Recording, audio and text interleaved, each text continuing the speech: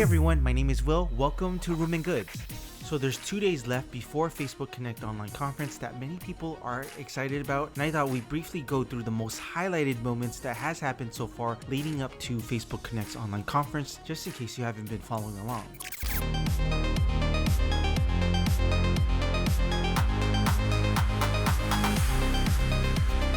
So let's go back to the year 2017 when the Oculus Go was first introduced. As many of you know, the Oculus Go is a standalone VR headset with 3 degrees of freedom along with a Snapdragon 821 chip, and it's their very first gen VR headset from Facebook, and their first device in that category in terms of standalone VR headset that doesn't need to be connected to an external device like a PC. Now, I think it's a good VR headset for watching both traditional and immersive video content, plus you have the option to use streaming services like YouTube, Netflix, and Hulu. Although it was first introduced in 2017, the official release was May 2018. It was last reported that Facebook has sold an estimated 2 million Oculus Go headsets. Then fast forward to September 2018, during the Oculus Connect 5 conference, they introduced Oculus Quest VR headset, which is their second alone VR headset, but this time it has 6 degrees of freedom that runs on a Snapdragon 835 chip. It was priced at $399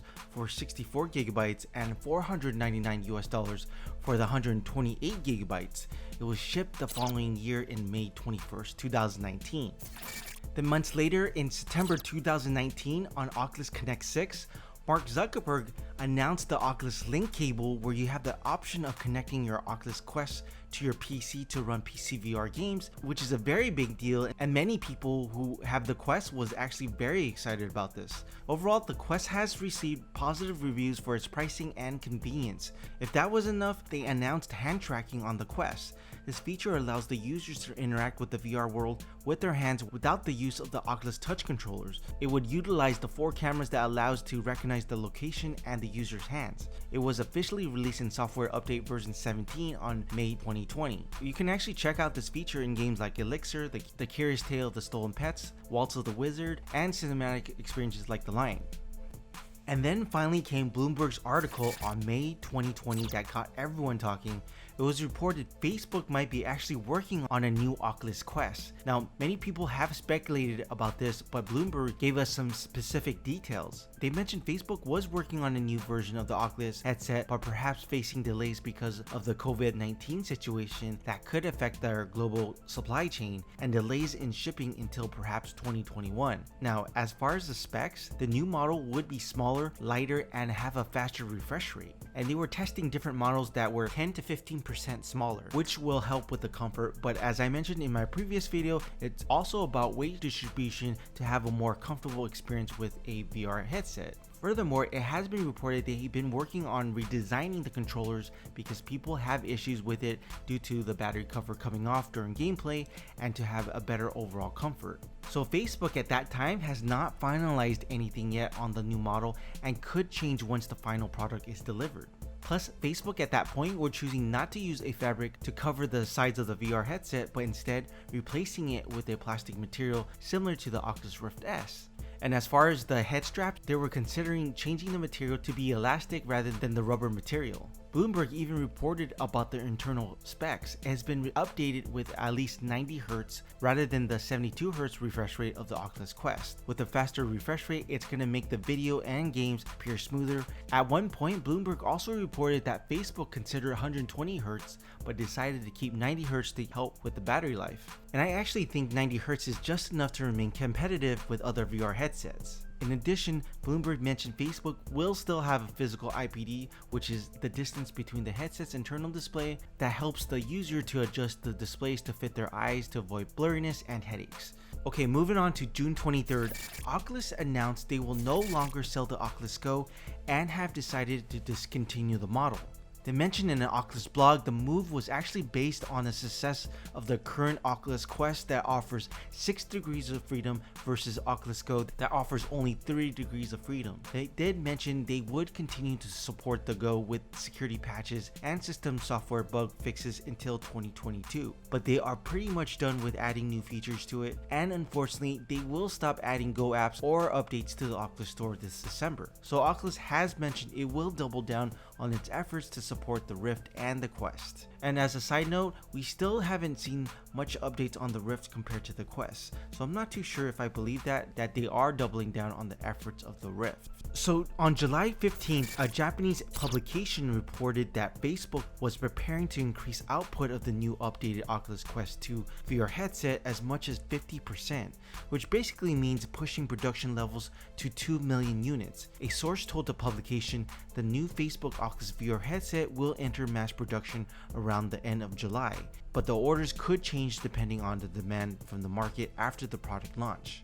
Interestingly, from July 22nd to the 24th, a Twitter user, Walking Cat, and another user on Reddit leaked a bunch of controversial photos of the updated Oculus headset, which shows a black and white color scheme along with a slimmer design. Now, I'm not gonna go into too much detail here because I have talked about it in my previous videos. I'll put a link in the video and the description if you are interested in the details. Then it was a bit quiet for about a month until August 14th. Oculus Venue received a refresh that reminds us a lot like the Facebook Horizon with the updated avatar, and the lobby area was something new that we have not seen in Facebook Horizon's trailer, which allows users to visit various live events. I assume Facebook decided to release an early access of their updated Oculus Venue application with several social features to only a select few to test the upcoming Facebook Horizon social platform, and maybe provide a preview to get us excited of what's coming and in preparation for the launch of Facebook Horizon.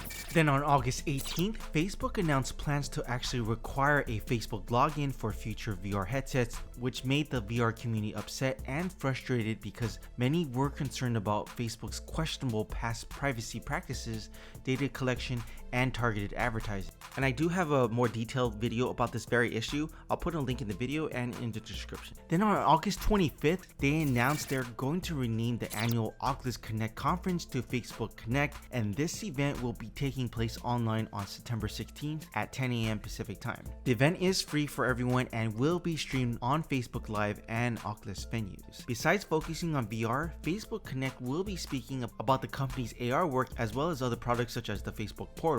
However, Facebook had mentioned that VR will be the priority at this year's event. Plus, Facebook has announced they will be renaming their VR and AR department from Oculus Research to Facebook Reality Lab.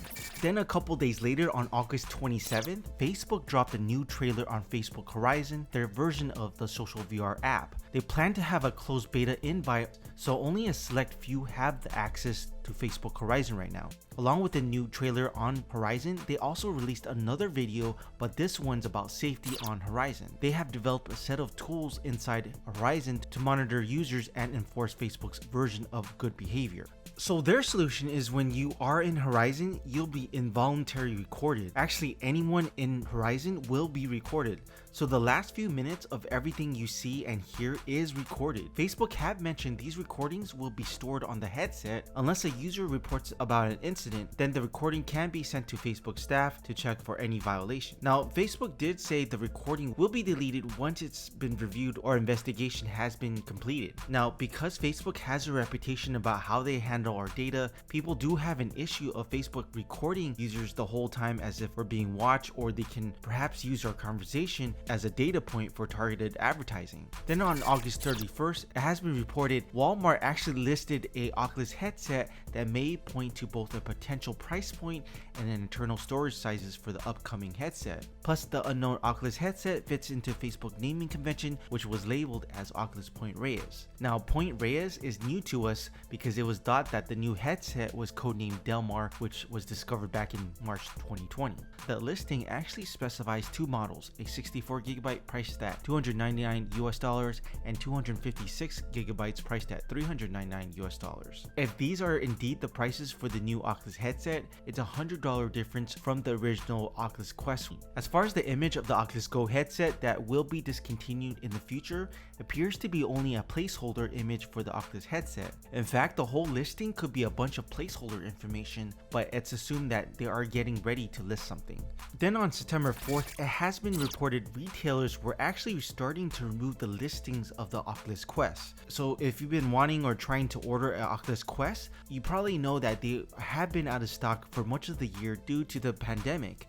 However, in the last 2 months, the availability of the headset has somewhat improved. But currently Quest is suddenly out of stock again, and so we're assuming that Facebook is getting ready to announce the next Oculus Quest headset during Facebook Connect. In the past, retailers have stopped selling the original Rift weeks before the Oculus Rift S, so we assume they are planning the same thing with the Oculus Quest. And lastly, on September 10th, a Reddit user posted a new Facebook logo design that seemingly represents Facebook Reality Lab, which is Facebook's AR and VR research department. And you'll notice on the box there's no sign of any type of Oculus branding. Personally, I believe the Oculus branding will eventually go away in the future. Also, another Reddit user pointed out James White was the artist behind the logo, which was actually posted in 2019. And if you're wondering what's in the box, it could be anything. It could even be AR, VR, Facebook's prototype. We don't know at this point.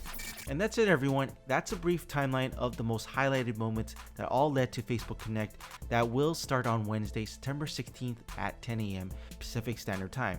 Now, if you want more details about the conference, you can actually go to facebookconnect.com to check out the schedule and the speakers. And again, it will be streamed on Facebook Live and Oculus Venue. I'll be watching this event for sure, and if I can, I'll be streaming it on my channel. As always guys, if you liked the video, press the like button and consider subscribing. Talk to y'all later.